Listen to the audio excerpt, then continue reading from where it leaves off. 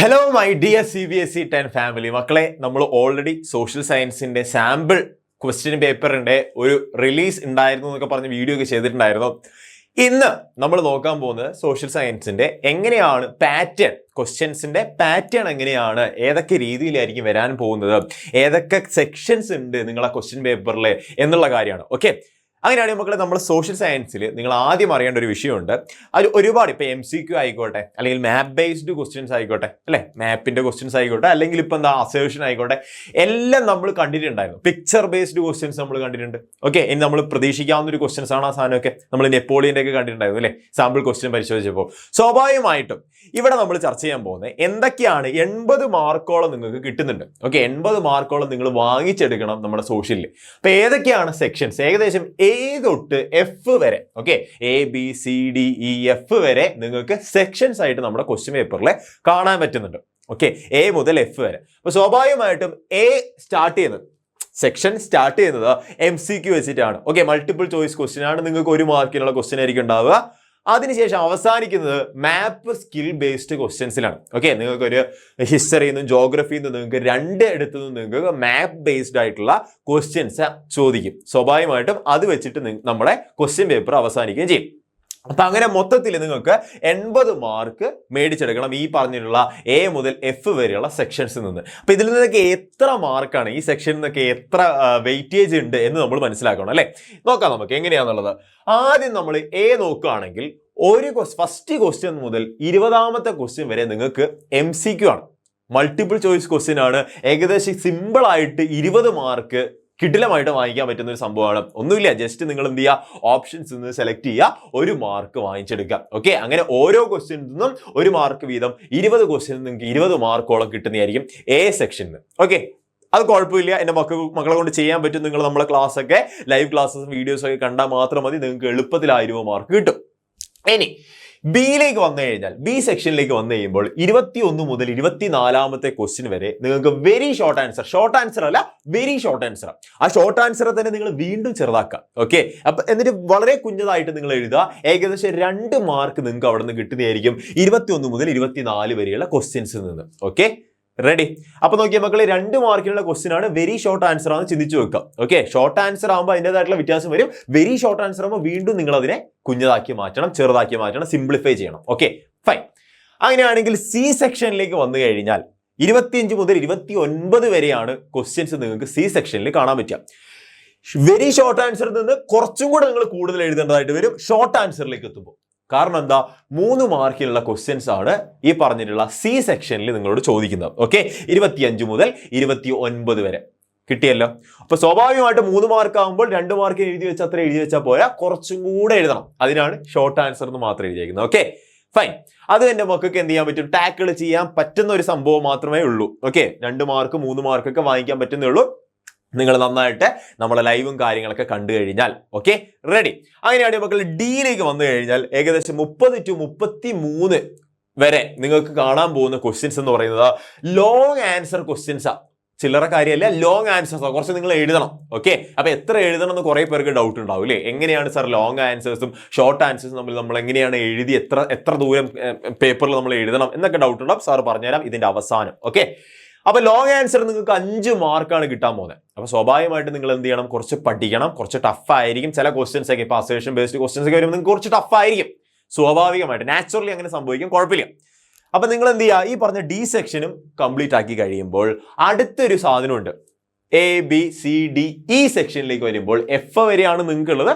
ഇയിലേക്ക് വന്നു കഴിയുമ്പോൾ നിങ്ങൾക്ക് കേസ് സ്റ്റഡി ആണ്. സാർ എന്താണ് കേസ് സ്റ്റഡി? ഓക്കെ, എൻ്റെ മക്കൾ കുറെ പേര് ചിന്തിച്ചിട്ടുണ്ടാവും കേസ് സ്റ്റഡി എന്ന് പറയുമ്പോൾ ഡൗട്ടും കാര്യങ്ങളും ഉണ്ടാവും. എന്താണ്, നിങ്ങൾ ഇത്രയും മാത്രം ആലോചിച്ചാൽ മതി. കേസ് സ്റ്റഡീന്റെ കേസിൽ ഒന്നാമത് ഇത് ഒരു സംഭവം നിങ്ങൾ റീസൺസ് എഴുതി ഫലിപ്പിക്കേണ്ട ഒന്നാന്ന് മനസ്സിലാക്കി വെക്കുക ആദ്യം. ഓക്കെ, എന്താണ് കാരണം? ഇപ്പൊ ഒരു ഗാന്ധിജിനെ പറ്റിയ ഒരു ക്വസ്റ്റ്യൻ നമ്മൾ സാമ്പിൾ ക്വസ്റ്റ്യൻ പേപ്പറിൽ കണ്ടിട്ടുണ്ടാവും.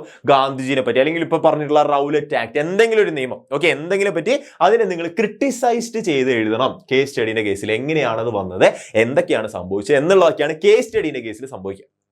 ഓക്കെ, ജസ്റ്റ് നിങ്ങൾക്ക് എന്താണാവോ അറിയുന്നത് അത് എഴുതി വെക്കുന്നതിലുപരി നിങ്ങൾ അതിനൊരു ക്രിട്ടിസൈസ്ഡ്, ഓക്കെ, നിങ്ങൾ അതിനെ കുറച്ചുകൂടി ഇന്റർപ്രറ്റ് ചെയ്ത് എഴുതുക. ഓക്കെ, അങ്ങനെയാണെങ്കിൽ മാത്രമേ കേസ് സ്റ്റഡിക്ക് നിങ്ങൾക്ക് മാർക്ക് മേടിക്കാൻ പറ്റുള്ളൂ. ഓക്കെ, റെഡിയാണ്. അപ്പൊ കേസ് സ്റ്റഡിയുടെ കാര്യത്തിൽ കുറച്ചൊന്ന് ഡിഫിക്കൽട്ട് ആയിരിക്കാം, കുറച്ച് പേരുടെ കാര്യത്തിൽ ചിലപ്പോൾ അത് സിമ്പിൾ ആയിരിക്കാം, കുറച്ച് എന്താണ് നമുക്ക് മനസ്സിലാക്കാൻ പറ്റുന്ന കാര്യങ്ങളൊക്കെയാണ് എഴുതാം. Okay, fine. ഇനി അതില്ല, കുഴപ്പമാണ് നിങ്ങൾക്ക് തോന്നുന്നവർക്ക് എന്ത് ചെയ്യാം, നമ്മുടെ ലൈവും കാര്യങ്ങളും വീഡിയോസും കാര്യങ്ങളൊക്കെ നമ്മുടെ ചാനലിൽ വരുമ്പോൾ അപ്ഡേറ്റ് ആകുമ്പോൾ നിങ്ങൾ എന്ത് ചെയ്യുക, നോക്കി പഠിച്ചു പോവുക. അപ്പോൾ കേസ് സ്റ്റഡിയും കാര്യങ്ങളൊക്കെ നിങ്ങൾക്ക് കുറച്ചും കൂടെ സിമ്പിൾ ആയിട്ട് മനസ്സിലാക്കാൻ പറ്റുന്നതായിരിക്കും. ഓക്കെ, റെഡി എന്ന് വിശ്വസിക്കുന്നു. അങ്ങനെയാണെങ്കിൽ 34 മുതൽ 36 വരെ നിങ്ങൾക്ക് കേസ് സ്റ്റഡി കാണാൻ പറ്റും. ഇനി അവസാനത്തെ ഒരു സാധനമാണ് നമ്മുടെ എഫ് സെക്ഷനിൽ നിങ്ങൾ കാണാൻ പോകുന്നത് മാപ്പാണ്. ഓക്കെ, നിങ്ങൾ കുറേ പേർക്കൊക്കെ നിങ്ങൾ ചിന്തിച്ചിട്ടുണ്ടാവും, ഓക്കെ സാർ മാപ്പ് ചുമ്മാ ഇങ്ങനെ കണക്ക് കൂട്ടി എഴുതി വെച്ചാൽ അങ്ങനെയൊന്നും പറ്റൂല.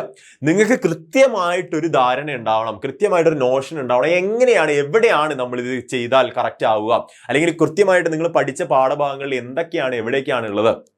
ഓക്കെ, അത് മനസ്സിലാക്കി തന്നെ നിങ്ങൾ പഠിച്ചു പോവാ. നിങ്ങൾ ഇവിടെ നോക്കിക്കേ, കൃത്യമായിട്ട് എഫ് സെക്ഷനിൽ നിങ്ങൾക്ക് 37 എയും ബിയും നിങ്ങൾക്ക് കാണാൻ പറ്റും. ഒരേ ക്വസ്റ്റ്യന് 2 സെക്ഷനായിട്ട് നിങ്ങൾക്ക് കാണാൻ പറ്റും, എയും ബിയും. ഇതിൽ നിങ്ങൾക്ക് ഹിസ്റ്ററിയും കാണാൻ പറ്റും, ജോഗ്രഫിയും കാണാൻ പറ്റും. ഇതിൽ ഏറ്റവും കൂടുതൽ മാപ്പ് ബേസ്ഡ് എവിടെ നിന്നായിരിക്കും ചോദിക്കേണ്ടാവുക സാർ? സ്വാഭാവികമായിട്ട് നാച്ചുറലി അത് ജോഗ്രഫി എന്നായിരിക്കും ചോദിക്കാൻ ചാൻസ് ഉണ്ടാവുക. കാരണം മാപ്പ് ബേസ്ഡ് ക്വസ്റ്റ്യൻസ് ഒക്കെ വരുന്നത് ജോഗ്രഫിയുമായി റിലേറ്റഡ് ആണ് എന്ന് കരുതിയെങ്കിൽ നിങ്ങൾക്ക് അവിടെയും ചെറുതായിട്ടൊന്ന് തെറ്റിപ്പോവും. കാരണം ഇത്രയേ ഉള്ളൂ, ജോഗ്രഫിയിൽ നിന്ന് 1 മാർക്കിനുള്ള എക്സ്ട്രാ ക്വസ്റ്റ്യൻ അവിടെ ചോദിച്ചിട്ടുള്ളൂ, ഹിസ്റ്ററിയിൽ നിന്നും ക്വസ്റ്റ്യൻ ചോദിച്ചിട്ടുണ്ട്. അപ്പൊ നോക്കിയ മക്കളെ, ഏകദേശം 2+3 ആണ്. ഓക്കെ, 2+3 മാർക്ക് നിങ്ങൾക്ക് അവിടെ നിന്ന് കിട്ടുന്നതായിരിക്കും. മക്കൾ എന്ത് ചെയ്യുക, നന്നായിട്ട് നോക്കിയിട്ട് തന്നെ പോവാ, അല്ലെ അച്ഛാ നിങ്ങൾക്ക് അവിടെ നിന്ന് കിട്ടലുണ്ടാവില്ല. ഓക്കെ, 2ഉം 3ഉം മാർക്കാണ്. ഏകദേശം 2 മാർക്ക് ഹിസ്റ്ററിയിൽ നിന്നും 3 മാർക്ക് ജോഗ്രഫിയിൽ നിന്നും നിങ്ങൾ പ്രതീക്ഷിച്ചിരിക്കുക. കിട്ടിയെന്ന് വിശ്വസിക്കുന്നു. അത്രേ ഉള്ളൂ, വേറെ ഒന്നുമില്ല. ആ ഭാഗത്ത് എന്റെ മക്കൾ മനസ്സിലാക്കി കഴിഞ്ഞിട്ടുണ്ടെങ്കിൽ 5 മാർക്കാണ് ഈ പറഞ്ഞ map section. Okay, map based questions എന്റെ മക്കൾക്ക് കിട്ടാൻ പോണത് 2+3 മാർക്സ്, അങ്ങനെ 5 mark map based. Okay, map skill based questions. അപ്പൊ ഇത്രയാണ് നമ്മുടെ സെക്ഷൻസും കാര്യങ്ങളൊക്കെ വരുന്നത്, ഈ പാറ്റേണും കാര്യങ്ങളൊക്കെ വരുന്നത്. ഇനി ഏറ്റവും നമ്മൾ ഫസ്റ്റ് പറഞ്ഞിട്ടുള്ള കാര്യം, സാർ എങ്ങനെയാണ് ഈ ആൻസേഴ്സ് നമുക്ക് 5 മാർക്കിനുള്ളതും 3 മാർക്കിനുള്ളതും 2 മാർക്കിനുള്ളതും ക്ലാസിഫൈ ചെയ്ത് നമുക്ക് എങ്ങനെ എഴുതാൻ പറ്റും, പേപ്പറിൽ എങ്ങനെ നമ്മളത് എഴുതും? ഓക്കെ, അതിനൊരു ഒരു ടൈം ലിമിറ്റോ അല്ലെങ്കിൽ എന്തെങ്കിലും അതിനൊരു റെസ്ട്രിക്ഷനോ കാര്യങ്ങളോ ഉണ്ടോ?